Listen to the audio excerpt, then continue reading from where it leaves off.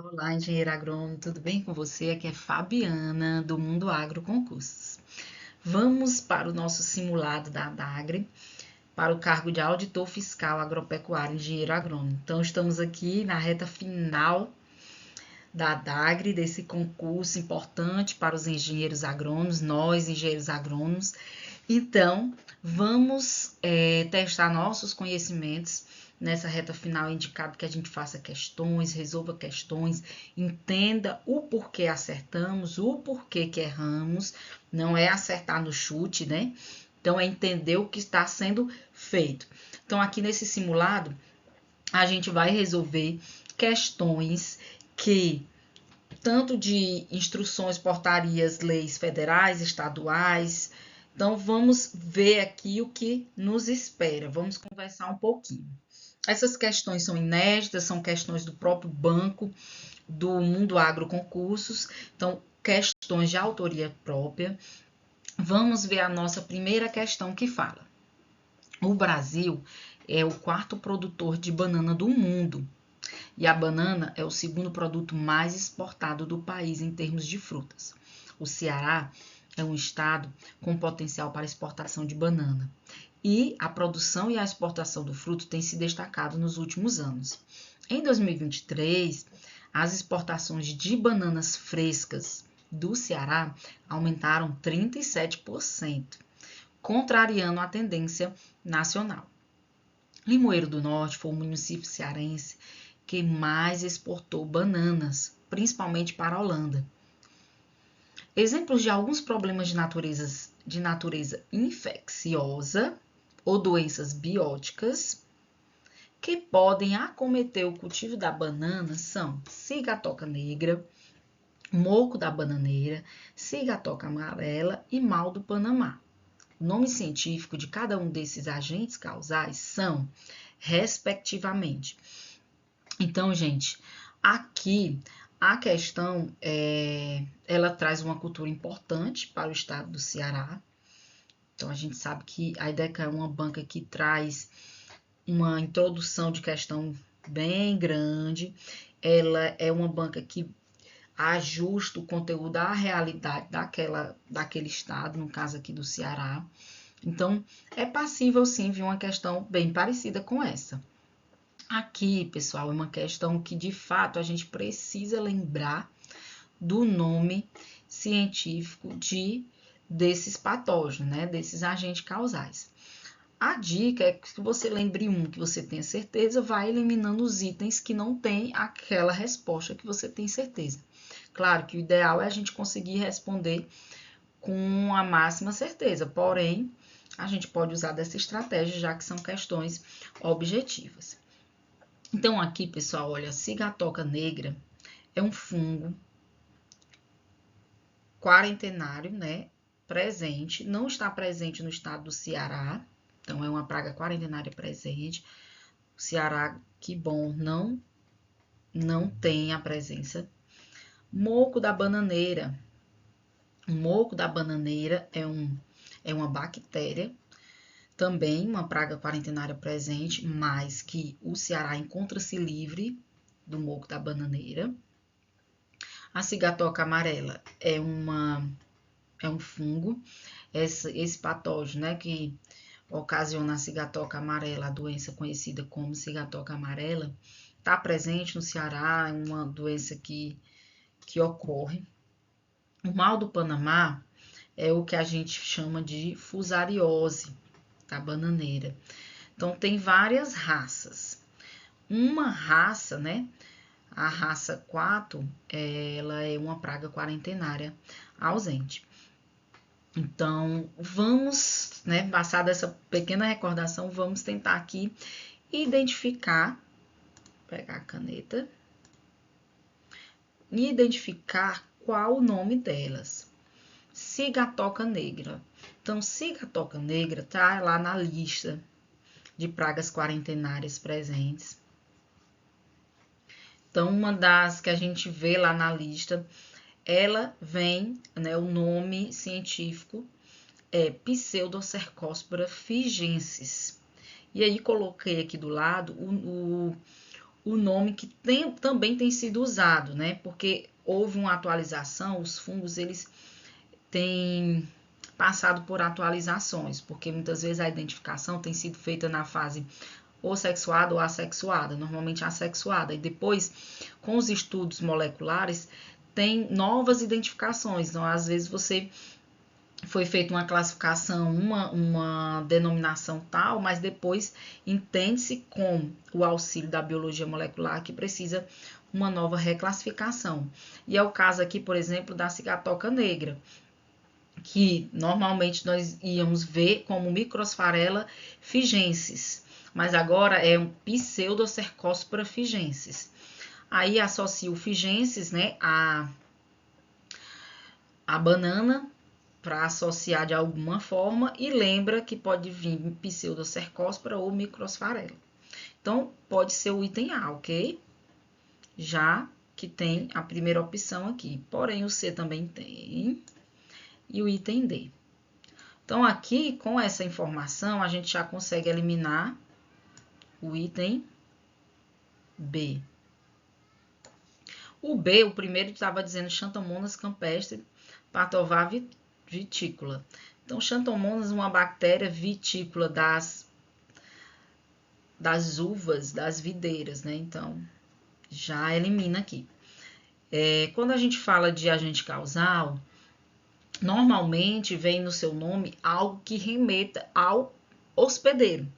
Então, se você não conseguir identificar muita coisa, pelo menos tem algo que vai lembrar o hospedeiro. Não é regra, mas é uma dica se você não tá nem fazendo ideia do nome. Vamos aqui para o moco da bananeira. Como eu falei, é uma bactéria, né? Então, como bactéria, se você lembrar que vai ser bactéria aqui, nome de bactéria, Haustonia solanacearum. Haustonia solanacearum. É o único item A e B, A e C que traz bactéria. E o item dele traz o Phytophthora infestantes. E Phytophthora infestantes é um fungo que ocasiona a requeima da batata, né? Foi o primeiro fungo identificado, foi o fungo que deu origem aí à fitopatologia como ciência, pela a requeima da batata na Irlanda. Então, foi uma pandemia, uma epidemia que esse fungo causou e, inclusive, nasceu a ciência da fitopatologia. Então, é um fungo, requeima da batata. Então, o item D já cai fora. Agora ficamos com A e com o C. Então, Haustonia solanacearum é o nome científico da bactéria responsável pela doença, por ocasionar a doença denominada moco da bananeira. Cigatoca amarela. A cigatoca amarela também é um fungo. E aí, a gente tem o item A, que vem dizendo que é Papaya Lethal Yellow Virus. Então, aqui já está dizendo que é um vírus, e a gente está falando que é um fungo. Esse vírus é o vírus do amarelão do mamoeiro. Foi um vírus que foi responsável por dizimar áreas produtivas de mamão em Limoeiro do Norte, nessa área do Ceará que produzia mamão antigamente, tá? Então foi um vírus bem problemático, mas não cabe esse item, né? Porque aqui tá falando do vírus do papai aqui do mamão. Então a gente tá falando da cigatoca amarela, que é uma Pseudocercospora musa, que era denominada de Microsphaerella musicula, ok? Então, o item aqui que vai cabendo, né, as respostas é o C. Mas vamos terminar? Mal do Panamá. Mal do Panamá é responsável pela doença da fusariose, da banana. Então, Fusarium oxyspro specialis cubensis. E aí a gente tem várias formas especiais, raça 1, 2, 3, 4, tá? Então, o item correto é o item C de casa. Resposta item C. E aí, você acertou? Vamos para a segunda questão. Na segunda questão, vem falando sobre o certificado fitossanitário de origem, CFO, e o certificado de origem consolidado, CFOC.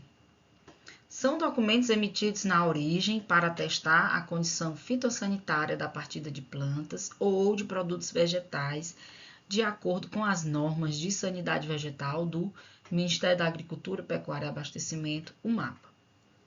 Em qual situação pode haver a dispensa desses documentos? Opa! Se você quiser responder, dá a pausa no vídeo, tá aí as opções.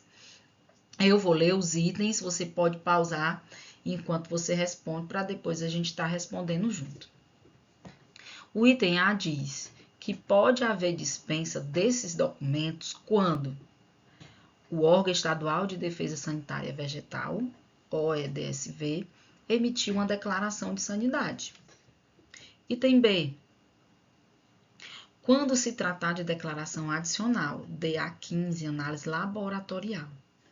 Item C, quando as plantas ou produtos vegetais forem oriundos de área livre de pragas. D, não há exceção para a emissão desses documentos. Responde aí e a gente vai conversar sobre qual o item correto. Então, pessoal, a questão faz essa chamada, CFO e CFOC, de fato são documentos emitidos na origem, né, para atestar as condições fitossanitárias de partida. Então, ele é emitido na origem para atestar as condições de partida das plantas. Então, quando as plantas vão partir, elas devem ir com esse certificado, ou o de origem e ou o CFO, CFO ou CFOC. Ok. Então, aqui a questão quer saber de uma exceção. Então, quando o órgão estadual emitir declaração de sanidade, não, o órgão ele vai emitir o CF, né? Ele vai ter os responsáveis técnicos que fazem o curso, ou até pode também ser emitido pelo próprio fiscal que fez o treinamento, que está apto a fazer, mas assim, se ele vai emitir uma declaração, ele emite o CFO, né? Então, esse primeiro item não tem nada a ver. O item B fala que quando se tratar de uma declaração adicional, DA15. Bem, de fato, gente, é o item B, tá? É uma exceção, então é uma questão que tem que ficar atento. Quando a gente vai estudar CFO, CFOC, no artigo 4, lá no parágrafo único, ele fala exatamente que quando se tratar de uma DA15, né, que é uma declaração adicional de análise laboratorial, fica dispensada a emissão de CFO e CFOC e ou de CFOC. Por quê? Considerando que o laudo que é emitido no laboratório de diagnóstico fitossanitário, ele pode subsidiar a emissão do certificado fitossanitário. Então, o certificado fitossanitário, ele precisa do CFO ou do CFOC, porém, tem outra forma dele ser emitido, se for feito essa análise laboratorial. Um laboratório credenciado, oficial, então tem toda uma burocracia. De forma geral, é mais prático e mais fácil ser emitido a partir do CFO ou CFOC, porque entende, você vai levar essas amostras, vai ter o tempo de análise e tudo.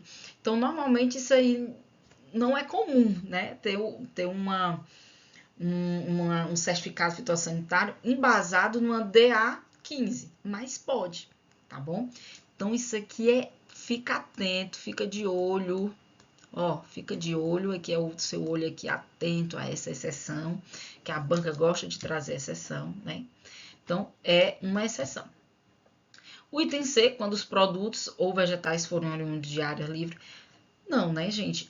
Se ele é oriundo de área livre de praga, aí é que você tem que ter lá no CFO indicando. Na verdade, o certificado fitossanitário de origem, o CFO ou CFOC, eles vão ser uma forma de comprovar, de estar lá dizendo que é uma área livre, que é uma área que está é uma SMR, né, Sistema de Mitigação de Risco. Então, assim, nada a ver, né? Esse item nada a ver. Pelo contrário, a gente de fato usa lá no CFO para embasar esses status que esses estados tenham, né? E D, não há exceção para a emissão dos documentos. A, é essa a exceção. Fica de olho. E aí, acertou? Vai aguardando aí para no final saber quantos que você acertou. Vamos para a próxima. Terceira questão. A terceira questão vem falar sobre o decreto de número 24.114, de 12 de abril de 1934. Esse decreto ele completou seus 90 anos.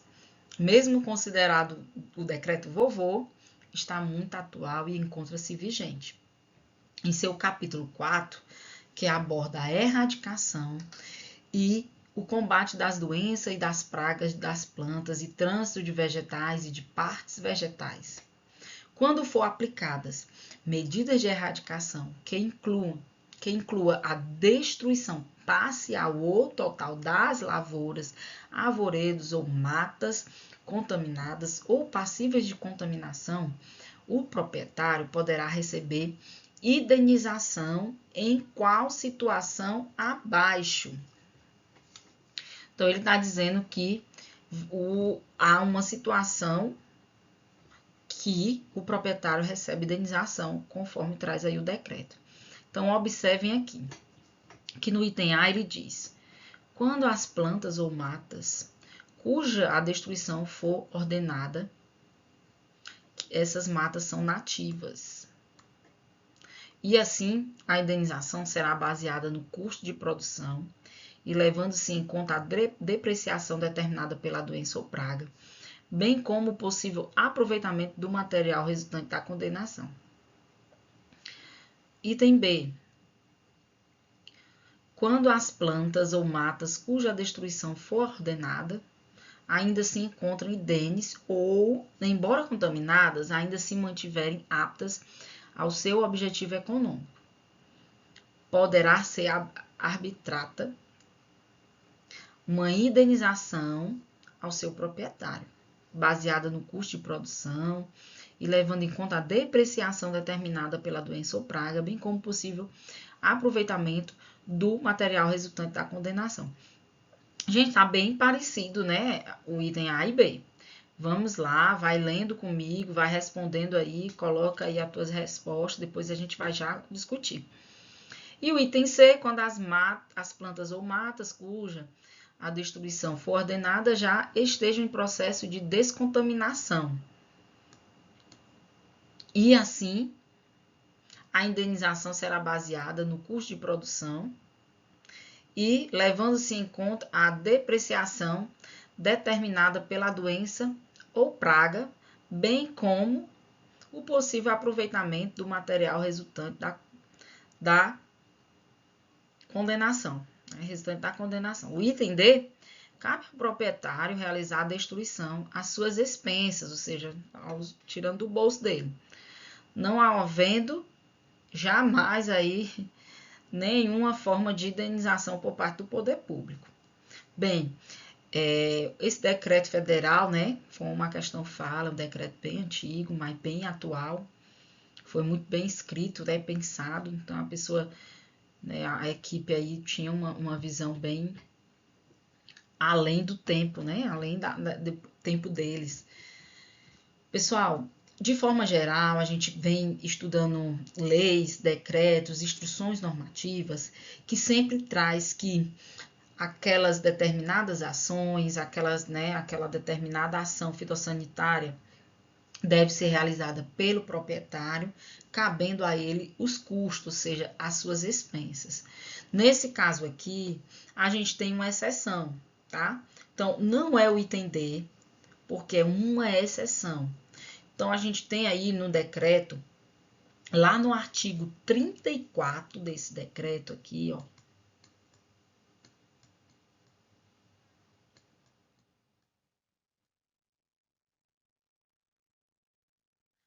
ele vem trazer, né, essa informação de indenizações.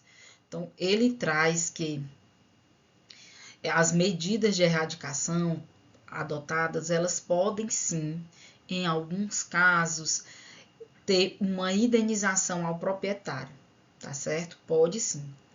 E aí no capítulo 1, ele diz exatamente, nesse artigo 34, você vem lá pro capítulo 1, ele fala exatamente sobre a questão da indenização. Ele vem dizer que quando as plantas, que é o que traz bem aqui o item B, na verdade é um recorte exato desse artigo, olha, que vem dizer que quando as plantas ou matas cuja destruição for ordenada, né, ainda se encontram indenes ou, embora contaminadas, ainda se mantiverem aptas ao seu objetivo econômico, poderá ser arbitrada uma indenização a seu proprietário. Pode ser, né, baseada no custo de produção e levando em conta a depreciação determinada pela praga ou pela doença, tá? Bem como o possível aproveitamento do material resultante da condenação. Então, é o item B que trata bem. O item A, essa questão nativa, já elimina, tá, gente? Na verdade, não tem nada determinando, né? Quando você tem ali um problema de pragas, né? Uma presença de uma praga que tem um dano potencial, então, independente em qual planta ou parte da planta, você vai precisar tomar uma atitude. Então, o decreto não vem colocando essa questão de nativa ou não, tá? O item C, ele fala da descontaminação. O decreto em nenhum momento traz esse termo, né, descontaminação. O decreto traz a erradicação, medidas de erradicação e não descontaminação. Então, o item correto é o item B. E aí, vale lembrar que, assim, essa indenização, ela não é dada de qualquer forma, né? Ela vai, por exemplo, o proprietário, ele tem que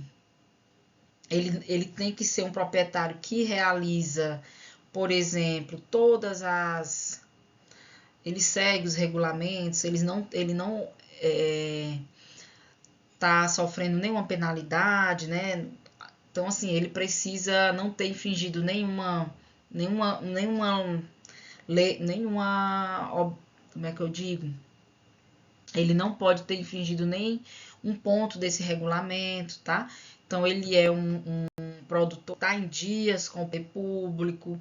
Então, tem toda uma questão para essa indenização. E esse é o ponto principal, né?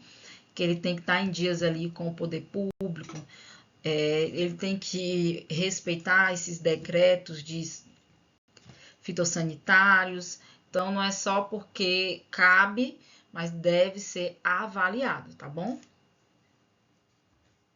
Vamos para a próxima. Quarta questão. Então, na quarta questão, a gente vai falar sobre a nova lei dos agrotóxicos. A nova lei de número 14.785, de 24 de dezembro de 2023, que dispõe sobre a pesquisa, a experimentação, a produção, a embalagem, a rotulagem, o transporte, o armazenamento, a comercialização, a utilização, a importação, a exportação, o destino final dos resíduos das embalagens, o registro, a classificação, o controle e a inspeção e a classificação de agrotóxicos, de produtos de controle animal, de seus produtos técnicos e afins. Assinale a alternativa que corresponde corretamente aos produtos que não são regulamentados por essa lei. Então, aquele que é o exceto, né? O que não é. Vamos lá.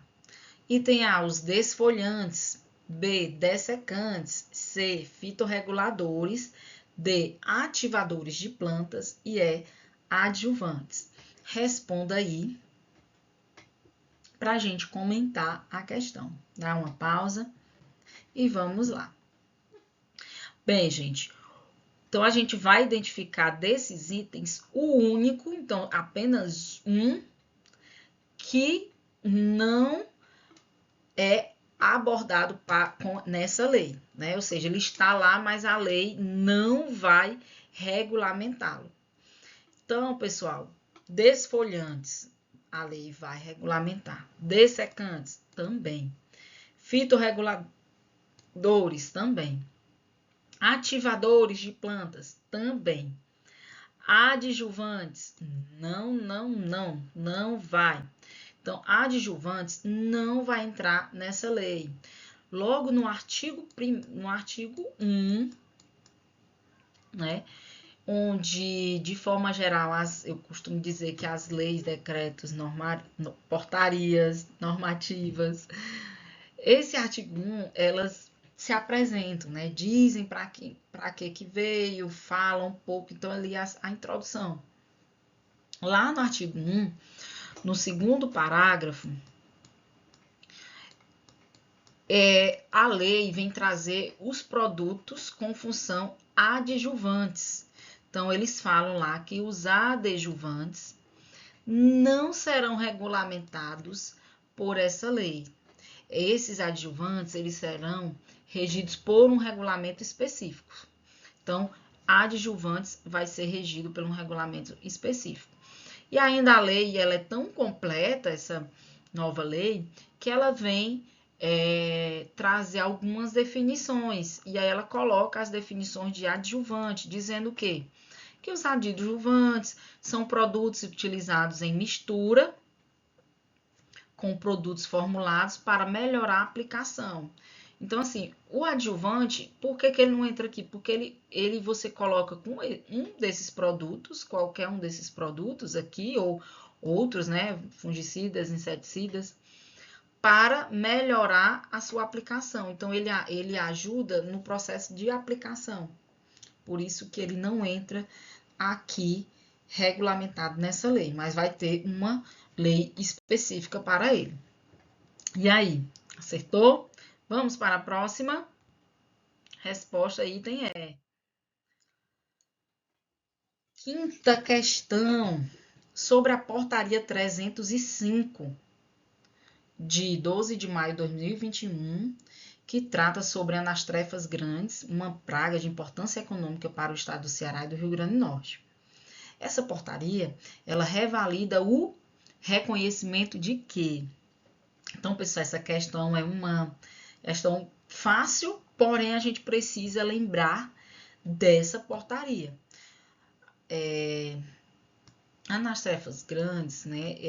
Mosca das frutas, um inseto aqui das moscas das frutas, é muito importante, é uma praga de importância econômica, não é uma praga quarentenária, não é uma ausente, uma presente, não, é uma praga de importância econômica para o estado de Ceará, que é grande exportador de frutas. Então, por que ela é importante? Alguns países que compram do Brasil, ele faz lá a sua exigência, né? E dentre elas está que os produtos não tenham a presença da mosca nas frutas. Então, essa portaria, dentro lá do edital, do conteúdo do edital, essa portaria de anastrefas grandes é uma das últimas, né? Então, tem várias portarias. Atualmente, pessoal, essa portaria aqui tá valendo. Então, o Ceará, ele é um estado de área livre dessa praga. Ele já passou por um sistema de mitigação? Sim, passou. Inclusive, tem essas leis, essas portarias, essas instruções, né? Lá no edital. Então, passamos por um sistema de mitigação de risco? Sim. Porém, essa portaria aqui vem falar da área livre. Então, não é o item A e nem é o item B. Ok? E aí, vem dizer que, então, conseguimos aqui chegar no item C ou D. É uma área livre de praga. Beleza. Mas, por um período de tempo o quê? De 1 ano ou indeterminado? Então, por um período indeterminado, desde que a UF, né, no caso aqui, o Ceará, siga as recomendações, para manutenção desse status, esteja fazendo tudo o que está regulamentado, está indicado nas leis, nas portarias, nos decretos. Não é só recebi o título e tchau, não, tá? Então, o item que marcamos como correto é o item C, que realmente traz como tempo indeterminado, desde que siga o que está estabelecido nas legislações, né, nas indicações fitossanitárias. Se não for seguido, perde o status de área livre de praga. Esse um ano aqui foi bem maldoso, porque uma portaria anterior, a primeira portaria que veio dizer que era uma área livre de praga, realmente ela estabeleceu um ano. Porém, nós estamos falando da última portaria, de 2021. Então, a última portaria, essa aqui que tem o chamado na questão, é por tempo indeterminado, tá certo? Desde que mereça manter, né? Então, só lembrando. Então, pessoal, foram 5 questões que nós resolvemos. Fim das nossas 5 questões. Essas 5 questões, se vocês perceberam, a gente falou um pouco na primeira questão, abordando uma cultura importante, trazendo os patógenos, né, as doenças.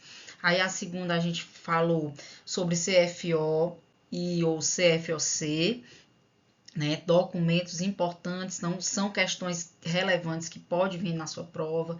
Falamos do decreto vovô, chamado de vovô, mas muito atual e muito importante, sempre vem caindo nas provas que cobram esse decreto, sempre se ele é cobrado, sempre ele aparece de fato na prova.